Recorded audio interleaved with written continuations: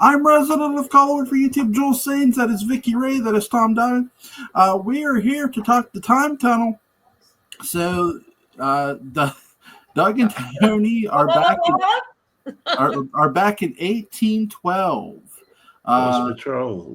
Yeah, the last patrol, last patrol, which is really, really interesting here because you have a descendant of the British general come in here, which I wasn't expecting in this episode when I watched it today, which was real nice. I get they cast the same exact actor but made him look older, right? But which I like. What did you guys think of this episode here? Well, I like the War of 1812 stuff. Yeah. Definitely. I'm a history buff, though. I grew up in northern New York, and I came from near Sackett's Harbor, and that's where the War of 1812 used to be fought quite a bit up in northern New York on the Great Lakes. So that caught that really fueled my interest as it was. But I mean, I like how they brought in the modern British general as opposed to his ancestor, Colonel Southall, right? And he provided insight into his ancestors' strategies, and he knew that if he could get back there, he could probably do some kind of influence to help. Exactly. With Tony and their situation. I was just wondering, just like I had to say though, at the very beginning, they just happened to have buckskins where they landed. There was buckskin clothing. Just magically changed like that when they go into another time. It's just like bewitched, like boom, and they got brand new clothes on. It was the first time I noticed it was this episode where they were just standing there and like I Dream of Jeannie, their clothes just came back. And I never noticed that before, so I thought that was funny. I really kind of, the Battle of New Orleans was a real event too, so that was kind of interesting. They didn't take away from that, but it was a decisive American victory during the war, but it occurred after the war's peace treaty, so they did kind of keep that in there. I think it was the Treaty of Ghent, that's correct. History, if I remember correctly. So yeah, I mean, it was very well done. I like the history stuff of it. So, but I really like how they work in the individual as like Carol O'Connor. I love Carol O'Connor. I did not know he was going to play himself for both things. I knew he was going to be in there for the one, but it was a nice bounce off how they did that. I mean, he was an excellent actor. He just was. I mean, I remember watching his older movies, like where he plays Crassus, and when Nero's fiddling and burning down Rome and parts like that. He was actually a really well-defined actor, but we only remember him as Archie Bunker. That's right. And a lot of people don't remember some of his more glorious roles. And I was thinking about that. I was thinking about what would happen if Archie Bunker went back in time. And was propelled through that psychedelic thing. And I could say, "Oh, good night, nurse. Look at this. Oh, Archie, what's going on here? Oh, eat it. Stifle. I tell you something. It looks like the meathead put something in those sugar cubes I use for my coffee. Look at all those. Look at all them lights." I swear to God, and they brought him back, and he was he was in the chair while he was going back into the time tunnel. That would have been fun. I thought it was kind of cool how they were trying to prioritize duty, over logic, with the way the generals were back then. Mm-hmm. Because they were probably it was a different culture, so the generals were probably a lot more hardcore. And I mean, think about how they used to fight back then. Red uniforms, and they would just stand there in the battlefield. I mean, no guerrilla warfare really at this time. So I mean, it was an interesting episode the way they explained it. But Tony and Doug cannot change history. They're trying to explain to them, don't do this again. It seems like this is going to be their mantra throughout this whole series. They know that what's going to happen, but they are helpless to do anything about any situation they come across. Or it's possible that they might change minor things in history, but they're not able to change the major events. Don't touch And the time-space continuum. Yeah. but that's the thing, and you're absolutely right. The Battle of New Orleans was fought after the Treaty of Ghent was signed, but Yeah. it didn't get to Washington until February of the following year. So they had no idea that the war was over, and they were still in They're the like thick the of it. Japanese out on the islands, you know. There's a lot of them out there had no idea the war was over. You know, they were finding those guys 20 years later. How fascinating must that be? Bad for them, but a fascinating story nonetheless. Yeah. Yeah. Also, Carol O'Connor was in the series In the Heat of the Night. Yes, that was an excellent series. Yeah, the movie's really great too. So if anyone's ever seen it, he was in Heat of the Night, and he was in Archie Bunker's Place after All in the Family ended, and he had quite a career. You know, and he started out as an English teacher in the New York City public school system. He was a thespian, really. What's that? He was kind of a thespian, really. I mean, he really wasn't Archie Bunker. I mean, he really did a total, complete change from how he started out. And, you know, he totally arced over to the hardcore, lovable bigot comedy routine, you know. But, I mean, he's the only one that could have done that. I mean, can you imagine if Archie, I mean, people right now would just trip balls if that came on as a regular show right now. I mean, I'd love it, but I mean, you know. But I thought it was an excellent episode. I really did. This was an excellent episode. It was. I just liked how he decided that he was dying, and he decided he was, you know, that was the way he wanted to go, right? He wanted to go back in time. And I just wondered, you know, didn't General Sewell notice that he was talking to somebody that kind of looked like him? It seemed like they were just kind of strange to each other, but, you know, not to the present day general, you know, I mean, the other guy just, I don't know. He's just such a weird configuration, I guess, the way they played off of each other, the way they made. I kind of like also when they actually had Carol O'Connor going through that psychedelic time tunnel thing, right? And that looked very real. They never did that again with characters. I liked how he just dropped out of the sky walking, though. Oh, that was good. He landed on his feet. On his face. He landed on his feet. He was walking. That was probably part of the contract. He knows how to do it. He didn't want to fall on the floor. They probably would have had to pick him up and call 911. So he landed on his feet. And I just happened to notice that. That's a good pickup, Vickie. But there were no bloopers here that I could see. I didn't really. If I think there was a couple of inconsistencies, but I didn't see blooper. The editing that I saw on archives was a little. I think they cut out a couple of lines from when Ann was talking to Ray and the General, but that's certainly not the fault of the episode. The episode is a 10 as far as I'm concerned. It's very well done, and and again you can see the passion that Tony has. Moral conflict. That guy has nothing but moral conflict in every episode. That's a good point. That's a good way of putting it. Soul, I swear. I mean, that's a good way of putting it.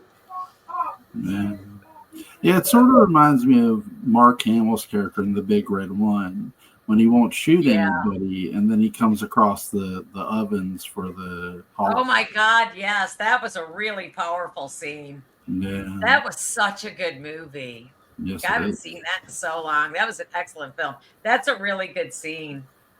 Yeah. That just gave me the goose pimples just thinking about that scene. God. Yeah, great scene, great movie. I love the sets here. I love the set designs. I like that they use a basically. Where did they get this from? They used it from the President's Lady, the 1951, and they used other Fox productions from the 1800s to make it look good. Yeah, he must have just went and just pillaged through all the everywhere to get whatever he needed to make his show.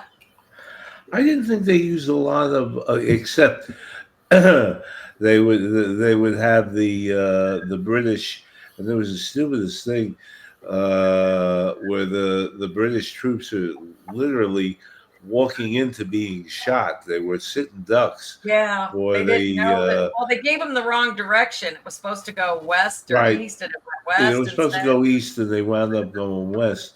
But the point essentially is that Carol O'Connor's general character wanted to figure out why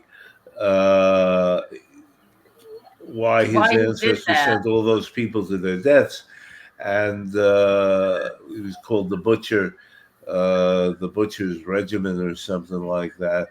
And I thought that but you can see the Highlanders. I mean, they're just walking. I mean, you just well, that's how know that they're not going to. Back then, they weren't even trying. They just stood up and just walked into each other. Just right. They walked into the bullets, and I'm telling you, it was like crazy. It was like going to an amusement park and looking at the ducks and. And taking the guns and stuff like that. They weren't supposed to do the War of 1812, though. I think they were doing the Mexican-American War, and then they decided this was a last-minute switch. They weren't going to do the War of 1812. They did do the Mexican-American War a little later. They switched this during pre-production for whatever reasoning. Oh, they because they were selected to reuse props and costumes from the President's Lady. That's why, because they had all that stuff handy. That's why they switched it. But they did do, and we're gonna go into that later. They did an episode on the Alamo, so we're gonna go into that later. So to that extent, they did touch upon it, but we're not. But we're not there yet. All I can tell you is that I don't have too many bad things to say about this episode. I think it was well edited, well crafted. The sets were great. Carol O'Connor made the performance, absolutely, and you'll notice that when any of these people go back through time, they usually have a terminal illness, or like Carol Connor's character said that he was terminally on leave. And then later on in the show, he says, well, it's not just terminally on leave, it's terminal period. So he had, so he didn't have long to live. The time and the hour, kind of, sort of. Exactly. So he didn't have long to live. And it was, I don't have, usually I have critiques, and you guys know that it was kind of like an allegory or an allegorical tale about pride and disillusionment, the whole episode. Think about it, I mean, the ancestor. And, it really was disillusionment, but he did prove that, he wasn't the butcher, and he made sure that he told the guys, sure you set the record straight when you get back, that my ancestor did not butcher his regiment, which was, at least so there wasn't a happy ending, but there was some kind of closure for that episode anyway. Right. But I mean, it wasn't, it really was an allegory though. Yes, kind of. So it had elements. It had elements of that, and again, Tony, well choreographed. The fights were well choreographed. I thought that it was interesting where they tried to pit the two of them against each other, playing. If you help me out. then I'll let you go or something like that. And they used that on both of them. Of course, it didn't work, but it was well written, and I think Bob and Wanda Duncan did that, and they did a lot of. Notice who wrote it. Who wrote it? I didn't catch that one this time. I think Bob and Wanda Duncan wrote it, and they did a lot of Lost in Space episodes, which were stupid, quite frankly. This one kind of reminded me of the what is it? The oh gosh, what is it? That's Twilight Zone, where they went back to the Little Bighorn. That was like one of my favorite. Oh yes, Cliff Robertson. Little Bighorn, and they decide, well, should we stay and fight? You know, and they just decided, you know, they were going to go fight with Custer. Yeah. Yeah. I watched a really interesting documentary about that the other day ago. You know what? I never even thought of that. They had to have a special detail go back to bury them at the Little Bighorn after that happened. That's and right. I mean, there were still thousands of hostile Indians that were still pretty pissed off, that were still in the vicinity. It was kind of an interesting deal how they had to go back and deal with this mess after that massacre. I don't know why I just happened to watch that yesterday. This kind of reminded me of it, kind of the same thing. I don't suppose they go back to the Little Bighorn, do they? I think they do in the Twilight Zone episode. Well, Twilight Zone they do. I don't know. Tony and Doug look like they go to every other traumatic experience that possibly history could throw at them, though, so far. We'll also see a Little Bighorn episode in the Time Tunnel, and that's further up on the list. But right now, Jewel, I hope you have some questions, because otherwise it's going to be a short one. It was great. It was great. I have no criticisms, and basically Carol O'Connor made the show. There's no doubt. His acting was tremendous. The aspects of the production were good. Did you find out anything, Vickie? Were there any comments or anything like that? No, I was just reading how that they were saying that Carol O'Connor's performance was nearly unrecognizable. And most viewers today know Carol O'Connor as the loudmouth Archie Bunker. But then they went to General Southall, who's a far more tragic, restrained character, almost as well unrecognizable to later audiences, making it a unique moment for his acting portfolio. It was kind of an interesting, addition to his acting portfolio. It's like, I've never seen him do this. I mean, I've seen him in timepieces, period piece movies and things like that. I'm always surprised when he pops up in any old movie. Going back. And he always seemed to get into like the Roman stuff for some reason. He always shows up as a Roman senator or some kind of baddie. Oh, that's funny. Like that. But I mean, I really thought he was an underrated actor. Yeah. Because of the sitcom. And I really think I thought that I don't think it was that he was underappreciated. I kind of felt bad for him, though, because he did kind of had a sad life towards the end. His son, I don't know if his son committed suicide or if he died. Yes, I believe so. But he was very upset about that. He crusaded about whatever that was that he died from. I'm trying to remember if it was suicide or if it was a drug overdose. Something traumatic happened to his family. And I remember him going to the mat on that issue. Yeah, he was a really multifaceted human being. I mean, he wasn't just Archie Bunker. He was a pretty in-depth man, actually.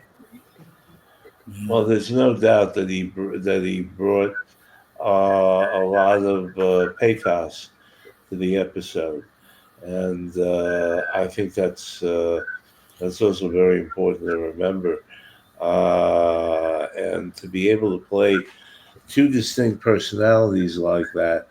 And once again, the editing was marvelous, where they had both of them talking to each other. You would never know that the editing was seamless. The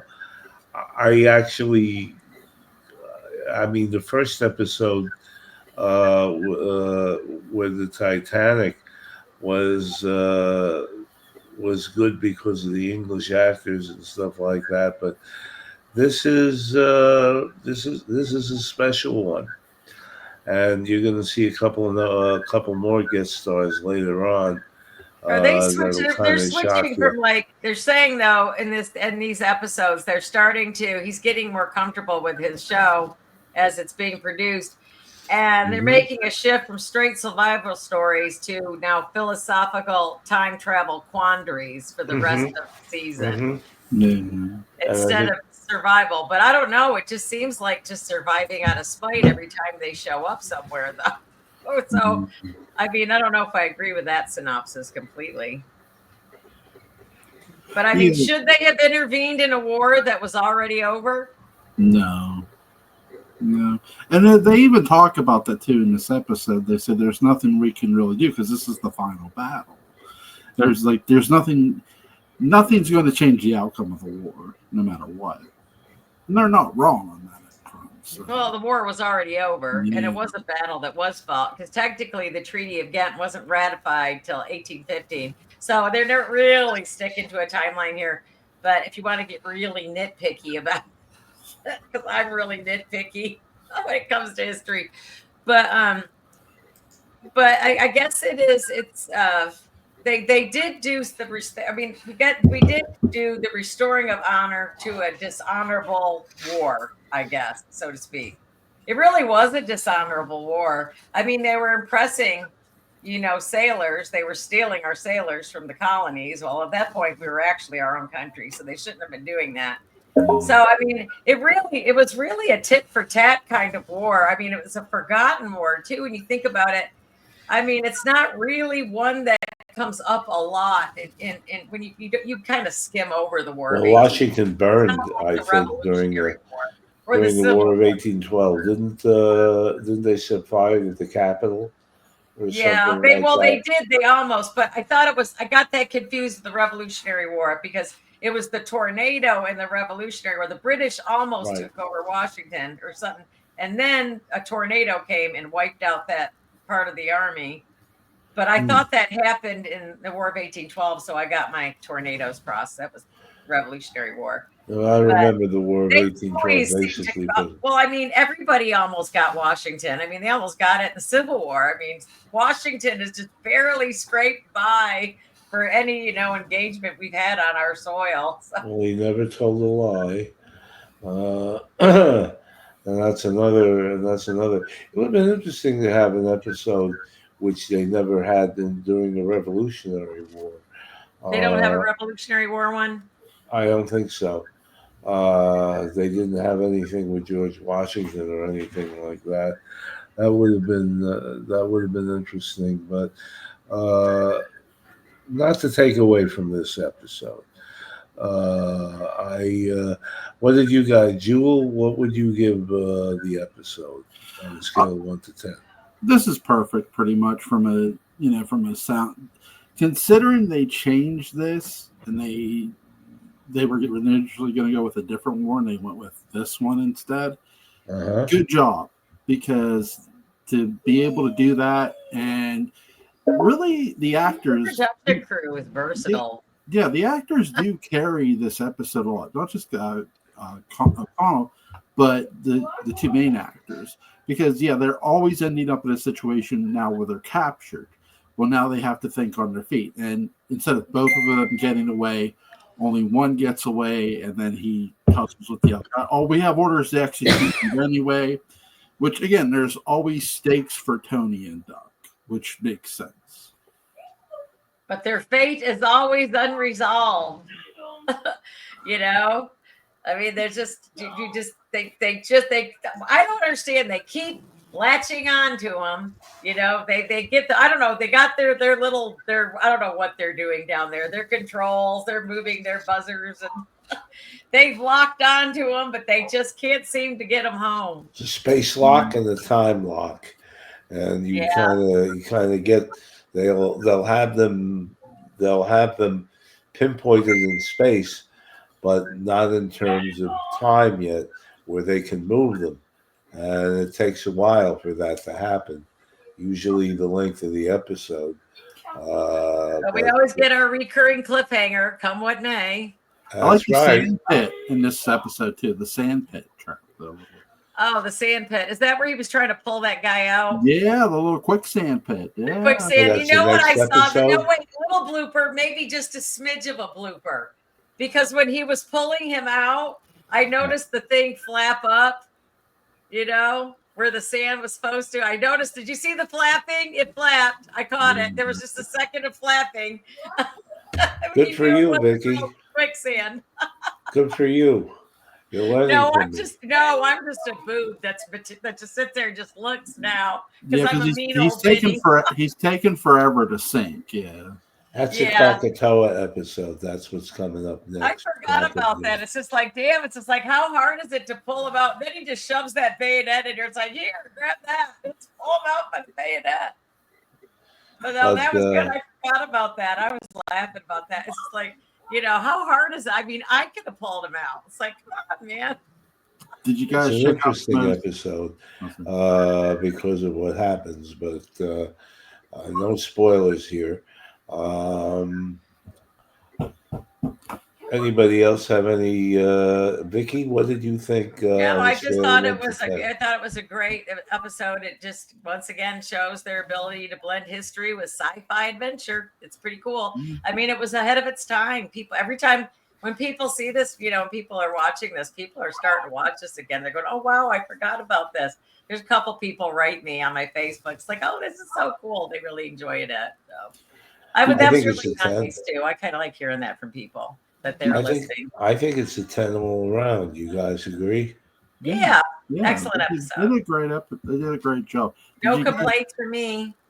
Did you guys check out the most newest episode of the Shadowcast?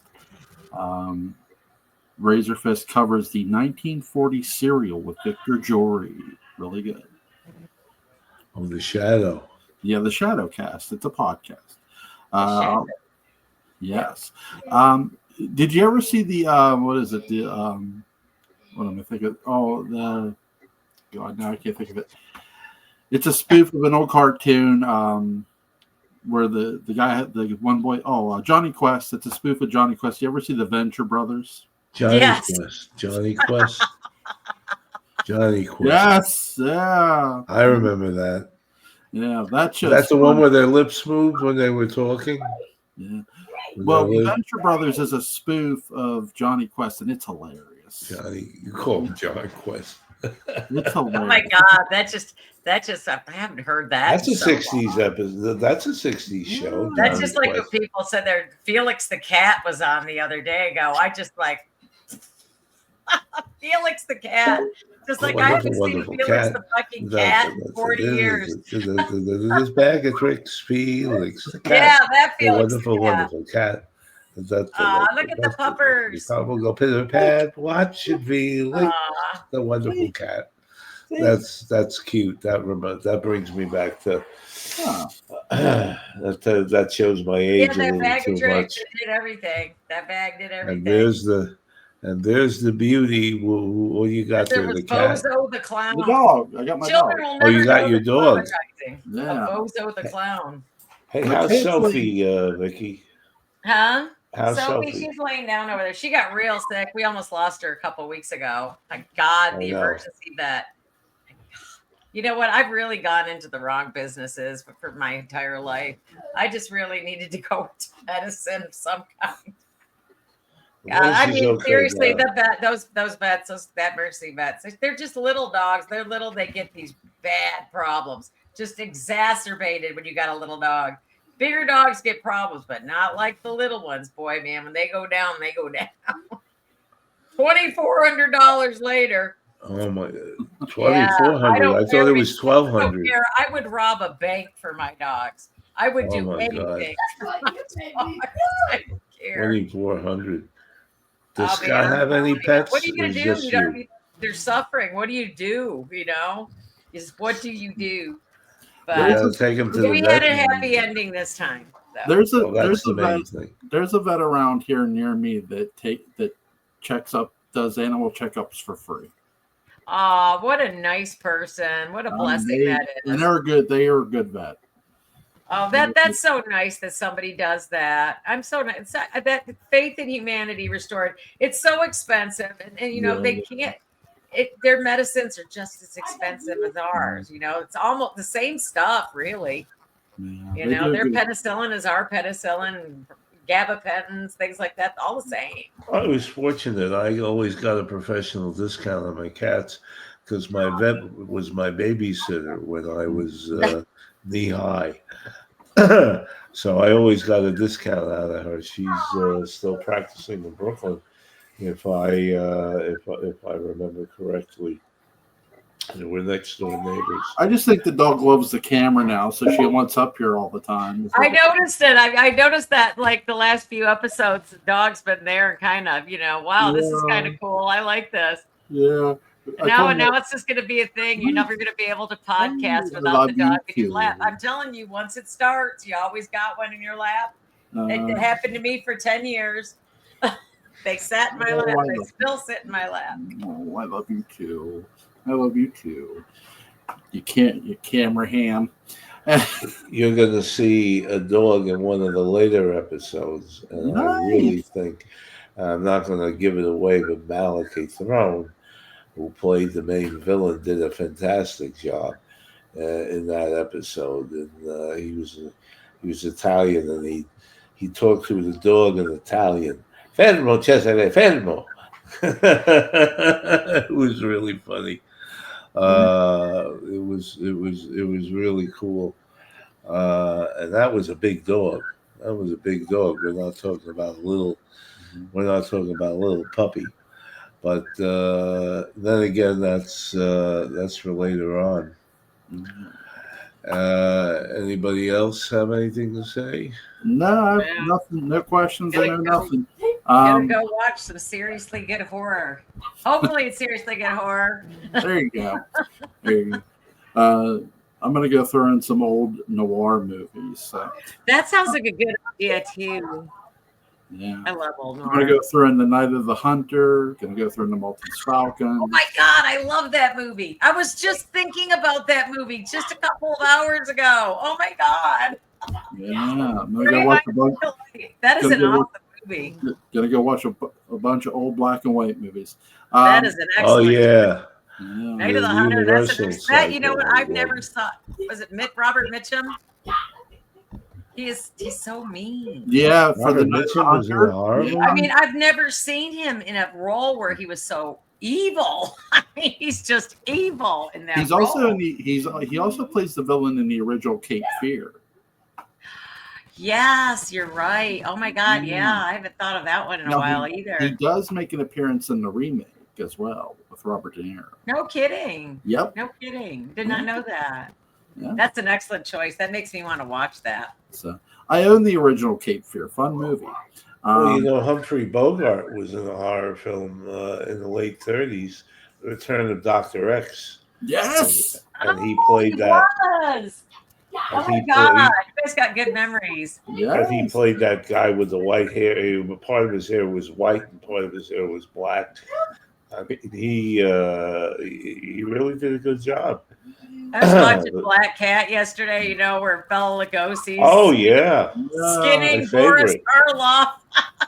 That was pre-code. I thought that was wild when I was a little kid, where he's skinning him, but then it's because it was pre-code. Oh, I loved it. Did you ever see what happens when an animal is flayed?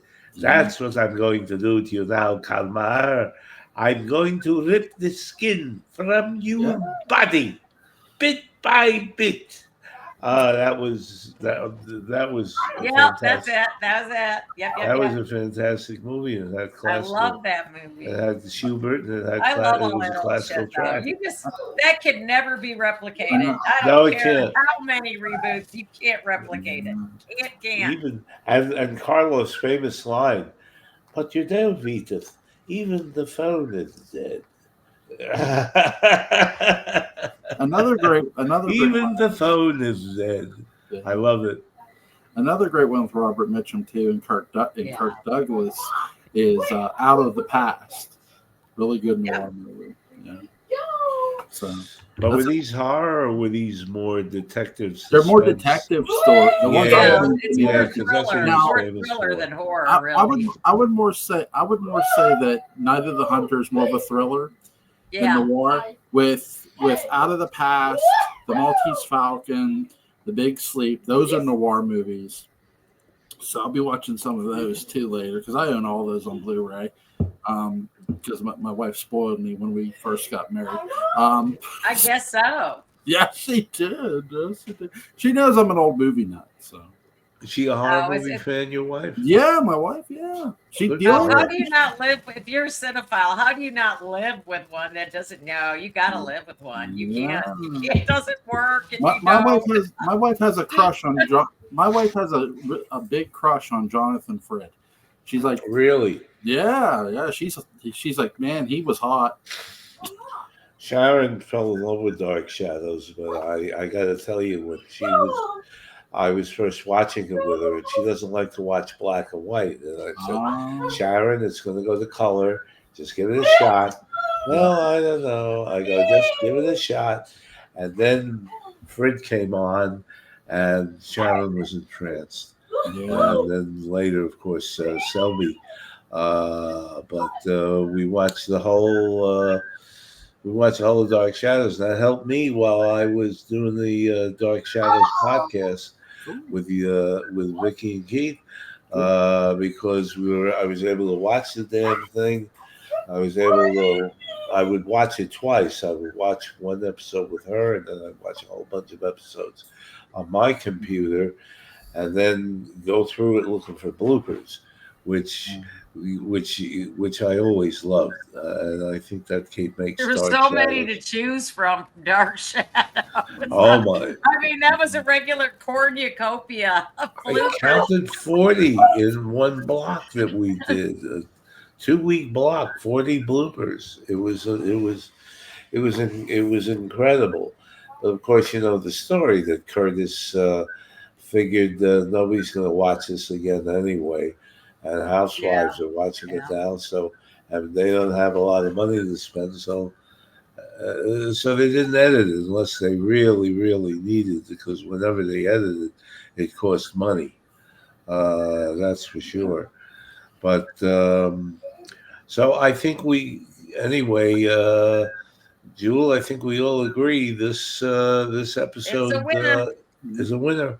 Link to the Literary License podcast will be in the description box. You can get Tom Hotz and Vickie Ray on Facebook. Go send them a friend request. They're very nice people. They'll talk to you about Dark Shadows and a bunch of other older stuff too. Guys, that's right. There you go. Talk about our ages. Yeah. Talk about our respective ages. Should I be insulted right now? No. I'm just letting it go one ear and out the other. Yeah, you guys have a lot of knowledge, so there you go. Well, we try. You guys have a great rest of your weekend. Take care. Bye, y'all. Thanks. Next Sunday at 8. Next Sunday at 8. All right.